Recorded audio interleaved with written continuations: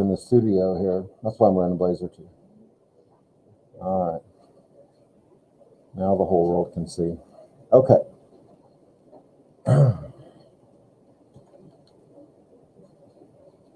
Let me do this first.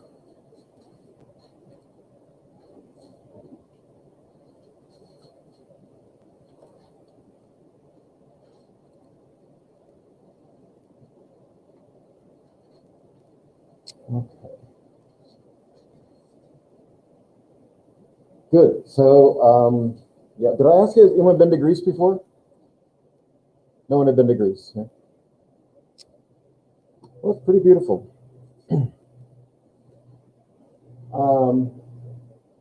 This is a little different part of the country, though, but still pretty.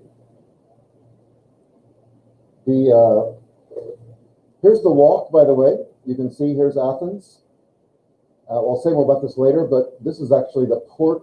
Athens is located close to the ocean, but it's not technically a port city, although now the city of Athens has grown out to the port city and kind of swallowed it up, Piraeus.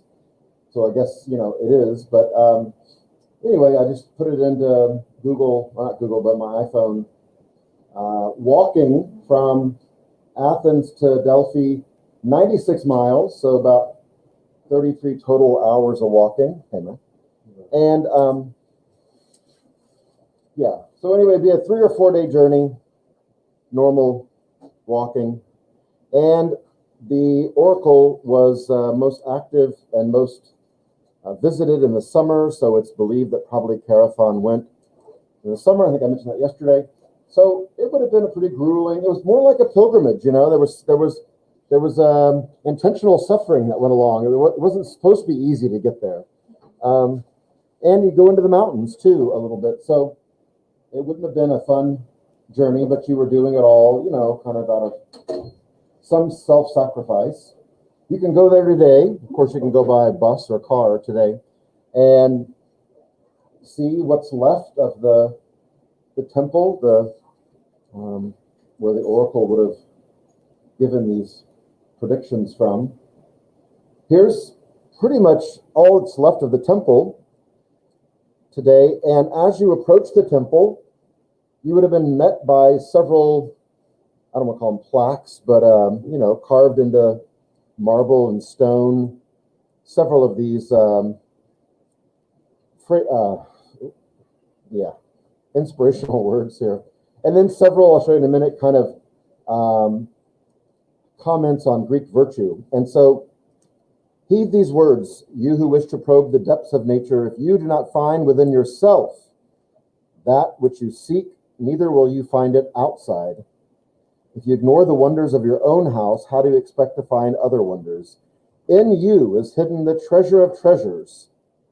Know thyself, and you will know the universe and the gods. So the idea being, and it ends up being a very Socratic central theme, is to know yourself, because all truth comes from within. It comes from within you.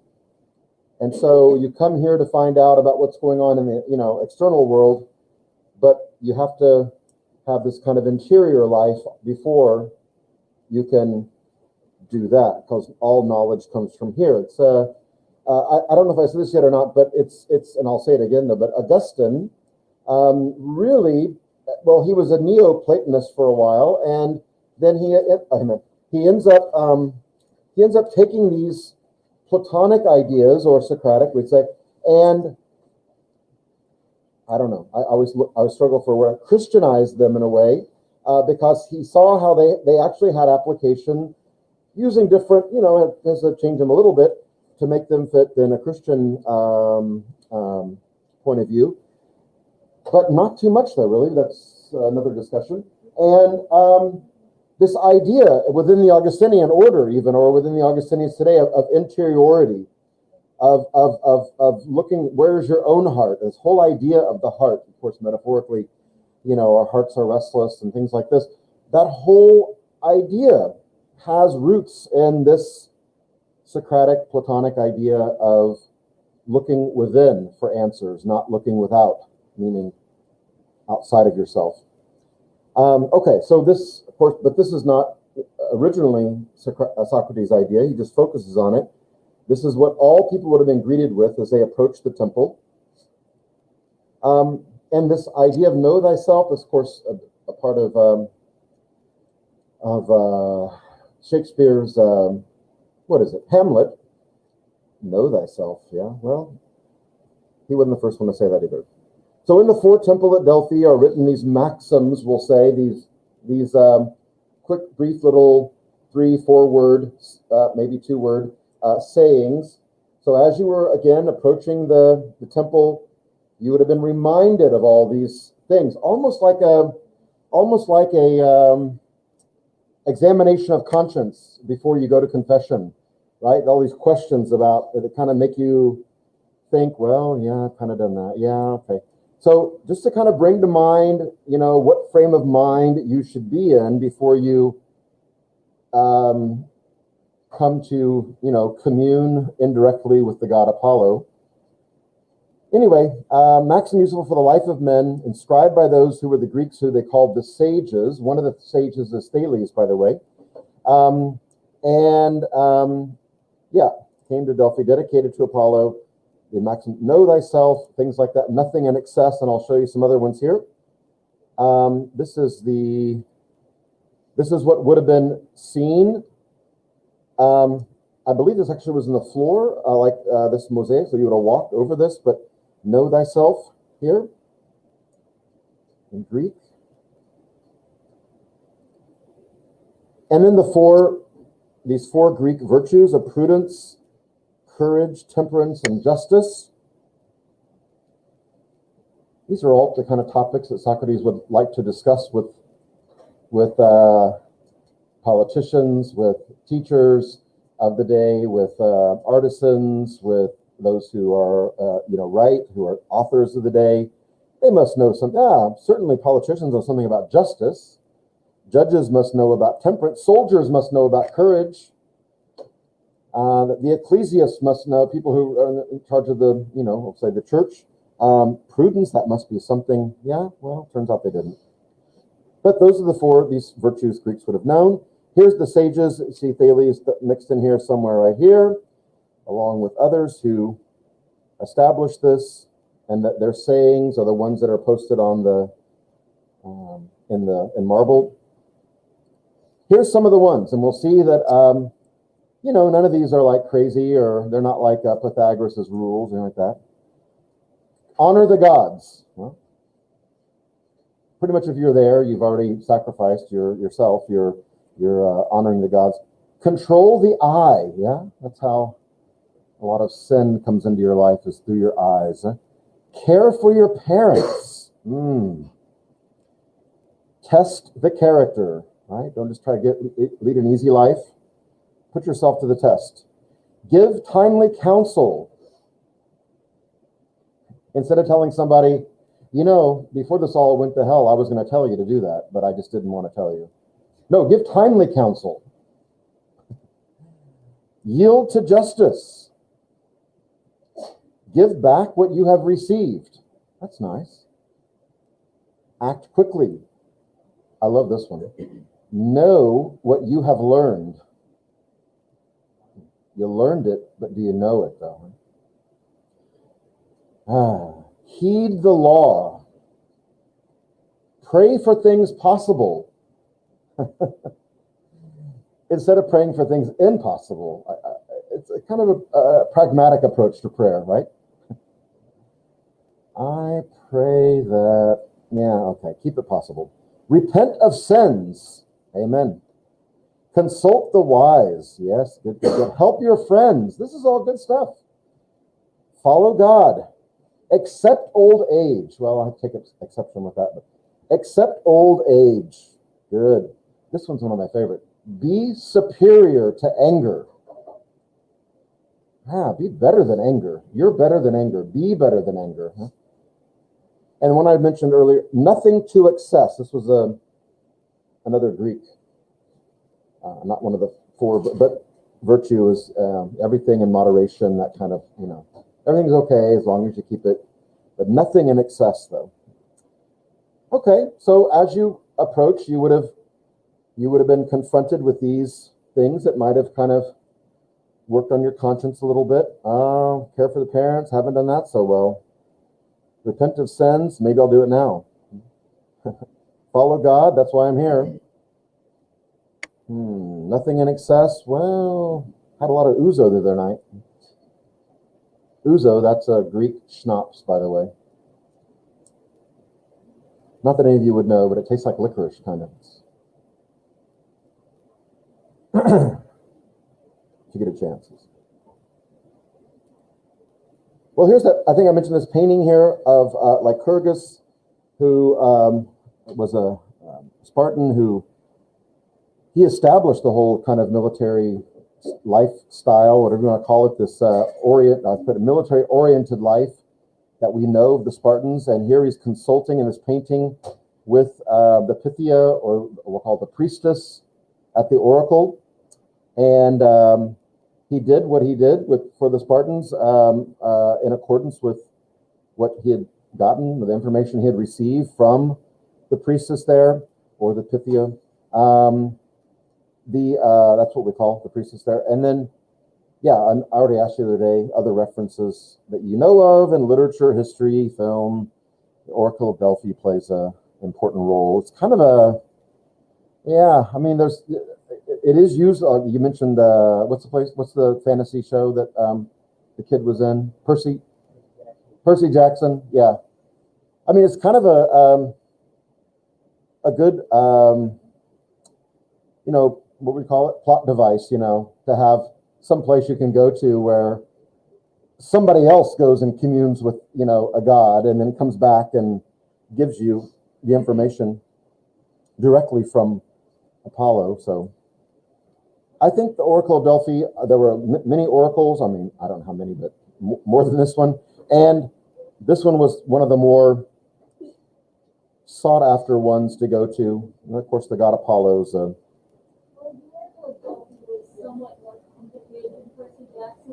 Oh, was it? Okay. Actually, I have not seen the movie, so.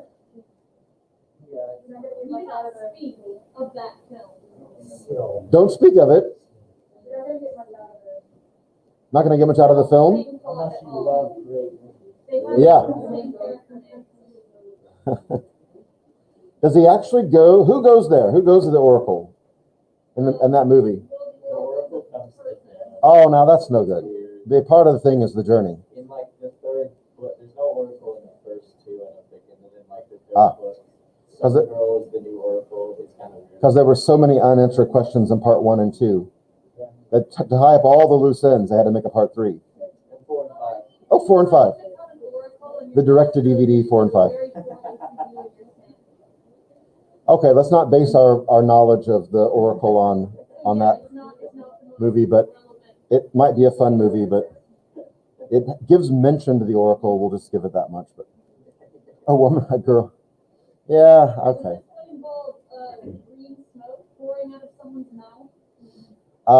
There was lots of smoke for sure, but I don't know about green smoke though. I think what was going on here was more smoke and mirrors, probably. Okay, so here's what the city would have, I don't know if you call it, I guess you call it a city. At least the city that people would have made their pilgrimage to. There might have been outside of this area more to Delphi, because everything here is pretty much related to this big temple. They even have a theater there, an amphitheater.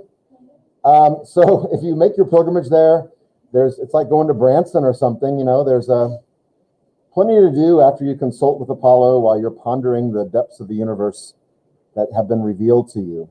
But this is what it would have looked like, and there's nothing much of this left today other than parts of the temple. Here's what it looked like from above. You see the temple, here's the amphitheater, and as you come into this part of the city, or this part of Delphi, you would have kind of wind your way up because it's on the side of a mountain. So you come up here, and then all right, so you made your way to the temple then. Right, there would have been other things to do. Girls in the back, can you be quiet? Thanks. Okay. There's that. Again, there's the bigger picture of that. You can see it's quite mountainous. It would have been easy, it would have been a lot of up and down. Very beautiful setting and everything. If the gods were going to live somewhere, it looks pretty good to me. There's the part of the theater still stands, amphitheater. I see a few people down here. It's not a very popular show going on right now. They need to mow the steps, I think. That's part of or get some weed be gone or something. It's probably against the rules, but all right. Well, here's the thing with Delphi that we know today, is that Delphi sat on two fault lines. The Delphi fault, and then the is it Kerna? I think Kerna fault, Kerna. Yes. And right at the intersection of so one's going north-south, one's going basically east-west, and right at the intersection of those faults is where the temple is built. So what you have below the temple is an opening in the ground. And down below, here's where the oracle chamber would have been, kind of the Holy of Holies here, so people would have come here, the priestess would have, emerged from the temple and would have heard people's requests, people's questions for Apollo, and then she would have retreated back into the temple, into this area here. All right, so you have all this stuff going on, this kind of underground activity going on. But what's believed today is that coming out of this hole in the ground, caused by these faults, this kind of intersection of fault lines, was probably methane gas coming out of the ground. And they had, it's different what they depict in this next picture, but they had something like a well, like, the part you see of a well, like kind of like in a fairy tale, like those stones like built up, laid in a circle. And the priestess wore a hooded habit or cape, and so when she went inside, built over that hole in the ground where methane gas is escaping out of the earth, is that thing. She would have put her face over that hole in the ground, pulled the hood over, so to totally cover the hole in the I'll call it the well, and then she would breathe in deeply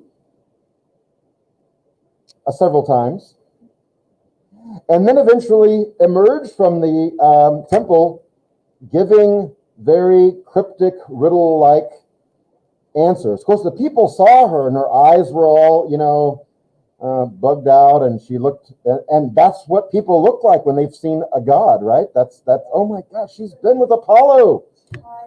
She's just stoned, right? That's all there is to it. She's high. And so. Yeah, well, she looked like she had been in the presence of a god, but but of course, people who make such a journey, 90-something miles walking and all that, they probably are, they're believers. They're people that want to see what they want to see, so they see somebody who just in the presence of God and someone who has answers for them. So when she comes out with an answer, as off track and maybe even wacky as it sounds, or they can't make a connection between what really they asked and the answer Apollo gives, these people would leave Delphi feeling like they had indirectly communed with Apollo, and they had something to ponder. They had something to really think about. Now, we know now what was really going on. But here's, all right, this is like, they make like a crack in the floor here. Anyway, that's not believed the way it was exactly, but it's a nice painting, and she has the hood there, and she can pull it over them. All right. Maybe a mix, so they said, of carbon dioxide and methane. That's got to be good, right? I'd prophesy all kinds of things. Whatever came to mind. Yeah, I got some stuff to tell you folks, right? But all this from inhaling these fumes, and yeah, well, it seems that she's connected with the divine somehow. Well, okay, maybe not. Other than with the guy we're talking about, Socrates. For some reason, I'm sure she went through the same routine, and but when she emerged from the temple there with her answer, it was a very direct and to the point answer. With nothing cryptic about it at all, or not, doesn't seem so. Socrates is the wisest man. Chaerephon, you can return to Athens now and tell him. There was an order, I guess you'd say an order, like we think about an order of priests or whatever today. It wasn't just one woman. It was a generational thing. In fact, I think many of them were related to each other. And I have to think that the lifespan of these people was probably not all that long. I don't know how much methane and carbon dioxide you can directly breathe in over time. Just looked it up. It's not toxic, but it keeps you getting oxygen. Okay, all right. So it wouldn't kill you. Well, no, it would. If you did it long enough, you wouldn't have enough. But what if you did it like a few good puffs and then you walk out and go back again? Right. But wouldn't it like kind of over time, like your brain cells would begin to? I don't know. Says what says. Right. No, I'm just wondering. Yeah, no, okay. It sounds dangerous. In fact, we tell kids not to do this, right? Right? Don't huff paint, kids. Come on. Right? You know what it was when I was little? Model glue. That was a big thing. You know that? People take, and they had model glue like at Target or wherever, like behind a locked thing. So, I'm like a kid that wants to build a B-19 bomber, in my bedroom, a model that I bought. You had to have a parent go with you and go, but this is in the 70s, before everything was locked up, and you had to buy model glue. But now I think they make model glue that's not toxic or not anymore. But yeah, people would put it in a bag, they squirt some in a bag. It was really a cheap high, really, but it would, people who do that, but people who did that though, the glue sniffing, although it's not the same thing exactly, but it kind of eroded their brain. I mean, like there's not a lot of recovery. The damage to your brain was is that, yeah, those are the cells you can't, yeah, I can't imagine. Yeah. The what does? The American Addiction Center says. American Addiction. You can't regrow brain cells. They're gone, they're gone. All right, well. Eventually you erode the brain cells that tell your heart to beat and things like that. Yeah? That part of your brain begins to become, yeah. I had a friend, I think some of you I told about in other classes, in Germany who had encephalitis, which is an infection of the brain. She got it from a mosquito bite. Mosquitoes spread it to her. And yeah, that's one of the things that they told her, that, whatever part there that's been affected by we can try to rehab it as best we can and hopefully maybe make other parts of your brain, do the job that part that's damaged now.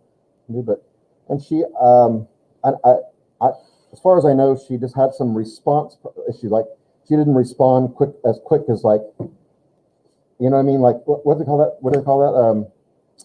Reaction time is slowed. What do they call that? Yeah, like a reflex, but not like, the tap on your knee reflex. But like,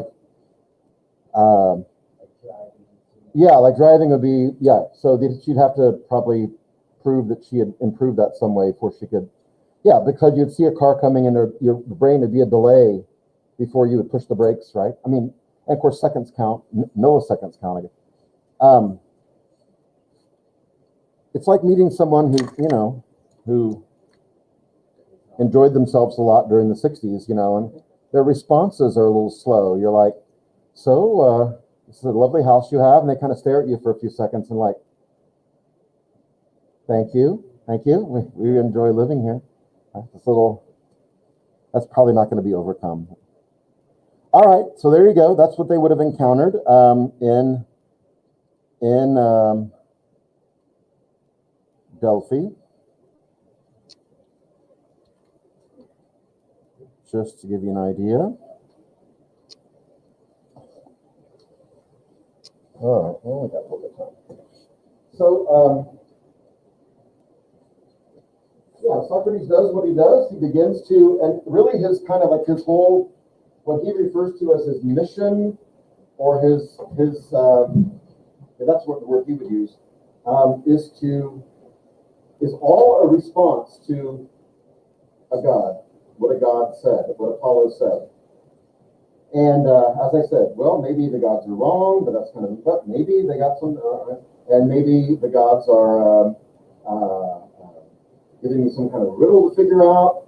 Maybe I just don't understand what they're saying because there's no way I'm the wisest man because, okay, well, then he does what he does and concludes that he's wise because he knows nothing. Well, good enough. Along the way, though, he doesn't just like, it's not just kind of random the way that he questions people. Or you might sometimes say the way he interrogates people. It's not just a simple question and answer thing. Over time, he develops what's known as the Socratic method. And I would imagine that many of you next year, or probably certainly by the time you graduate college, will take a class that the professor teaches this by the Socratic method. Before I tell you what the way Socrates used it, you'll see applications to it. I'll tell you that in universities, it's used in a way that really puts a lot of the work on you. The teacher doesn't lecture in the class. The teacher gives you the material to prepare with for class. And when you come to class, you have to come prepared, or you should come prepared. And the teacher is going to call on people individually and ask them questions about the material. And they're going to, I'll say, pick on one person for a little while. So they're going to, let's say they're going to have Kara stand up, or maybe just stay seated, and all right, well, tell me da-da-da, and then tell me this, and then the questions get harder. They get deeper. And then maybe they ask you to take that information and synthesize it with something else we did last week or last month. And well, how does that apply to what we said, that last time, that time? And so the teacher is not lecturing, giving information, but the teacher is teaching by asking questions, almost forcing you to learn the material. And eventually, a student in the college classroom, you've studied as much as you can, maybe you did everything that was given, but eventually, at some point, the teacher is going to keep pushing you until you say these three magic words, I don't know. And then the teacher's going to somebody else then. It's a bit of a pressure cooker, I'm going to tell you.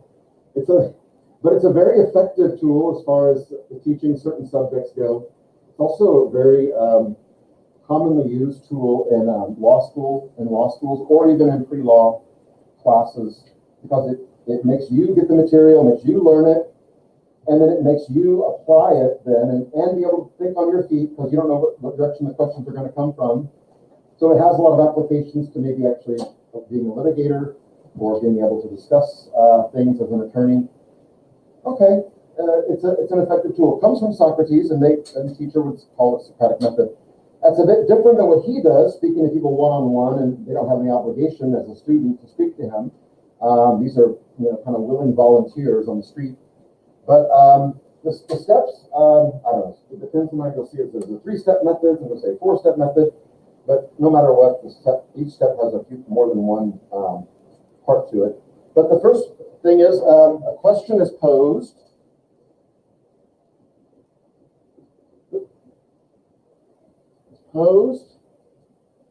A question would say like, what is virtue? As an example. So someone is talking about this, or Socrates is the one who initiates this kind of question, and then as part number one, Socrates is excited that someone claims to know the answer. I don't know if his excitement is always genuine. Sometimes I think it's more sarcastic at times. Depends on how you read it. I don't even know if Greeks were sarcastic, like in their normal speeches. Germans are not sarcastic. They're not. Well, only a few. Only a few who maybe watched enough American movies or something. They have picked it up. But no, it's not part of their normal humor. Right, and that's like even like hyperbolic kind of talking, which could be sarcastic in a way, like you say, "Oh man, that Mercedes must cost $1 million." Actually, it's 75,000 of your American dollars. I know. I know. It's just to say, it's a figure of speech, you know. Yes, but you're quite a bit off, actually. About 90%. It's very frustrating. Because the words are there in German to be, you can use the words to be sarcastic, but it just doesn't translate socially. Yeah. Like stealing someone's jeans. Sorry? Stealing someone's jeans. Say it one more time. Like that it's shamed to steal that girl's jeans. Yeah, that's a culture. That was widely misinterpreted, right? And it wasn't stealing. It must be culturally sensitive to the Romanian people, okay? A Bosnian, sorry. Borrowing for eternity. Socrates is excited to find someone who claims to know. Well, he didn't do this kind of stuff in private very often. In fact, most every time it's out in public. Now, just so you know, when he's doing this, this is a few years before Xbox has come along, before cable or satellite TV. It's a little bit before the internet, and a little bit before smartphones. I'm not sure about the dumb phones, but smartphones for sure.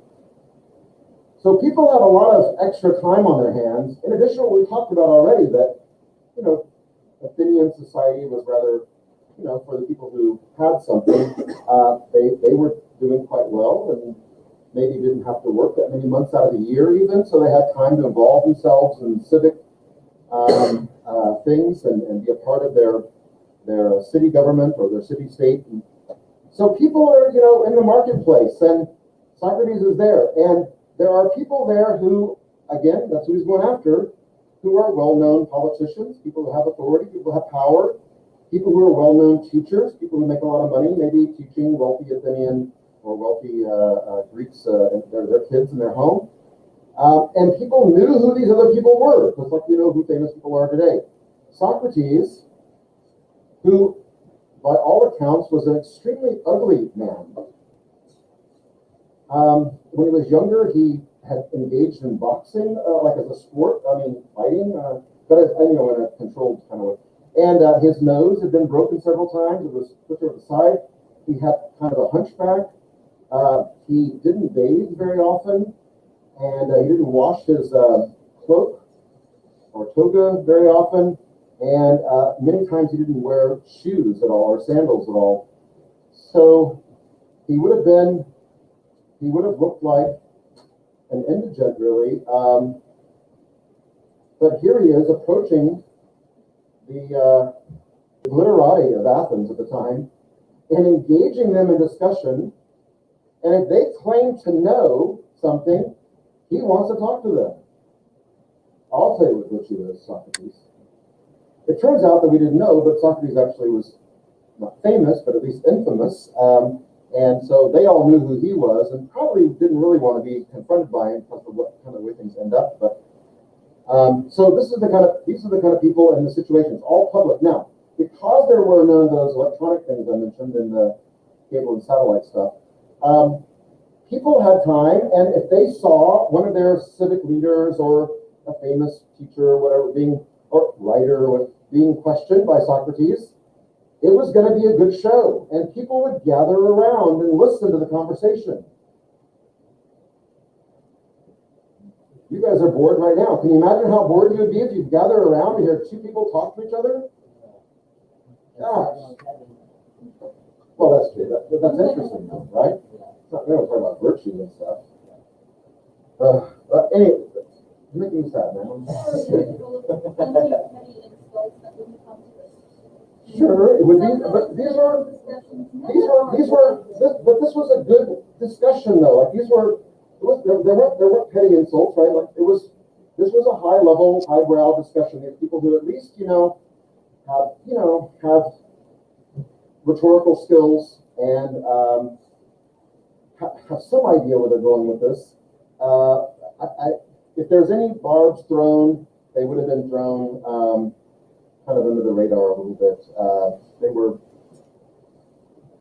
and maybe sarcastically again, you'll see here when we read the first part of that the other book I gave you. Well, all right, so an example of what is virtue. So Socrates is excited, somebody knows, and Socrates then listens to them. We'll say listens to their definition, right, of virtue, for instance. Then he begins to ask questions.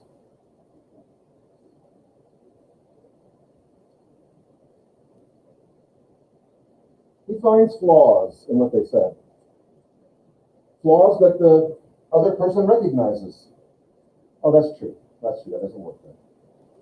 Finds flaws, finds contradictions that don't match up with other things that they're saying or they believe. Finds contradictions. Things don't match up just right. And really forces them to try again. Now, there's a point at which the person with whom he's speaking, it's got to get a little bit embarrassing after a while. If you've taken 4, 5 stabs at what seems to be a simple question, what is virtue? And you've admitted that you've got 4 or 5 of those questions wrong, and you like to try again, hopefully to get it right. It's like gambling almost. You know, like, should I take my money out of the machine or should I just keep on going? Right? Because I'm expending a lot of political capital here with this very smelly man. So, and he's making me look like a fool, and I have a reputation to preserve. I got an election coming up. Well, I don't know. I got a book deal coming up. You know, I got a who knows what. I mean, so he finds flaws, and he makes the person try and try and try again. And the first thing we're going to read from him, I believe, by my count at least, that he forces the person he's speaking with to try, I think, 5 times to answer the question. So as a crowd gathers, and this guy doesn't look as smart as he used to look. These people are not inviting him over for dinner so they can have this conversation in private. He has to seek them out in the marketplace in Athens, in the Agora, and down the foot of the Acropolis. But that's where he's got to find them. That's where he finds them. That's where he begins to do his method here. Finds flaws, finds contradictions, and eventually the person they're speaking with is forced after several attempts and realizing I need to cash out now. I need to get out of here. But I think if I try it a 6th time, then it really becomes humiliating. But they're forced to admit their ignorance. But before they go, Socrates usually makes them make a promise then to admit ignorance. They thought they knew, but now they don't. And a kind of informal agreement is made to discuss this topic some other time. That's an important topic. It's worthy of discussion. Let's agree to get together again after we've thought about these things and discuss it further, because I think it's important to know what this is.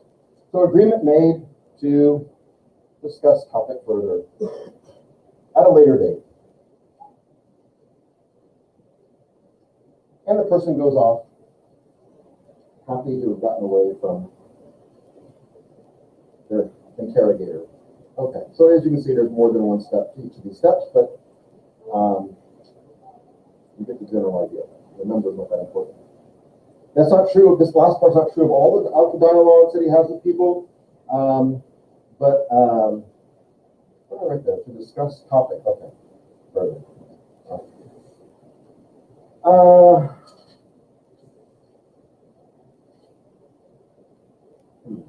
stop there. That's the next part about the sources. So. What does the bottom line say? Yeah, thank you. It says the person he's speaking with is forced to admit their ignorance.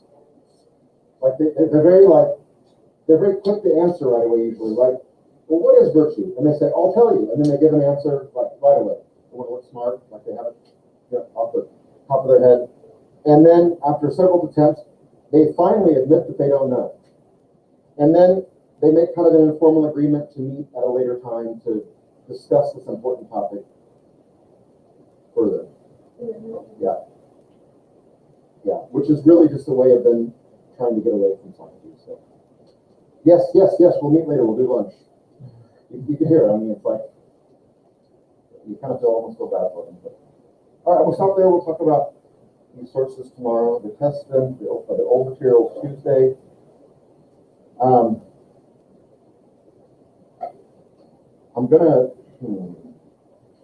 We're gonna mix together, because I'm hoping that you've been reading, and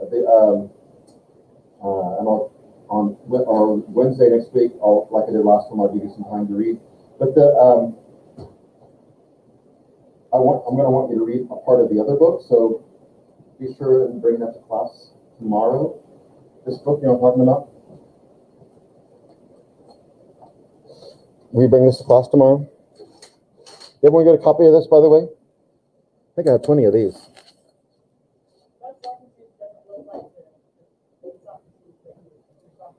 The ugly one? Yeah. No, this Socrates has been in the gym. This is not what a 72-year-old man's body looks like usually. But I'm sure their diet was better than, not a lot of processed foods back then. Wasn't he like really tough for most of his life? I don't know that that's the case. I haven't heard that. Like I said, when he was younger, he was athletic and all that, but I haven't heard that but he's depicted that way in art, though. So was Jesus, by the way. I mean, he was a carpenter. Carpenter, yeah. Probably ate a lot of fish. But a lot of carbs, too, a lot of bread. He's big on bread. Bread, a lot of wine. A lot of bread, a lot of wine. We would say that doesn't really make you, but it helps you be the son of God, I suppose, He had that You got to have fitness. It's a tough gig. All right.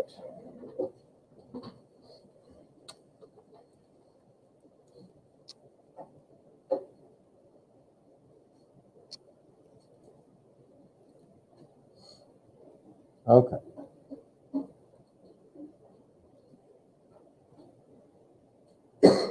Okay. Bye-bye. See you tomorrow. Oh, sorry. Have your book with you. This one here tomorrow. That book. So I'm going to go over I'm going to at least give an assignment out, but certainly next week have this book with you. Okay.